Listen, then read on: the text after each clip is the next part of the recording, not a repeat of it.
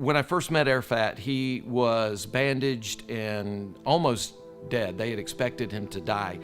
He had been hit by a motorcycle and had multiple surgeries, had scars on his belly, and there were infections, and he was an incredibly sick little boy. I found out later that Arafat is a true orphan. He had lost his parents to the AIDS epidemic. And in Uganda, 2.4 million children under the age of 15 have lost one or both of their parents to AIDS.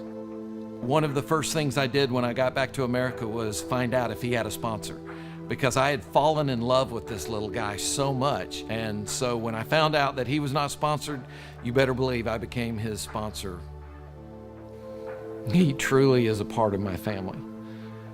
If you were to ask Arafat his last name, he will tell you Hildebrandt, because he loves us like we love him. The children that are sponsored, they have mattresses to sleep on, they have clothes to wear, they get their education, they have food to eat. All of this being done through the sponsorship program through Helping Hands Foreign Missions. Arafat wants to be a pastor, and I know a part of that is because I've had an impact on his life.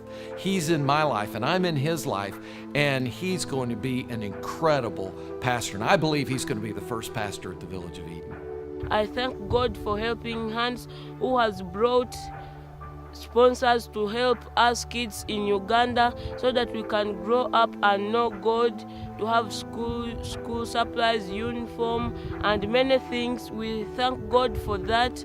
Everyone who sponsors a child has the opportunity to change the life of this little one who has no hope and no future, but we're able to give them that hope and future that leads them to understanding the gospel of Jesus Christ.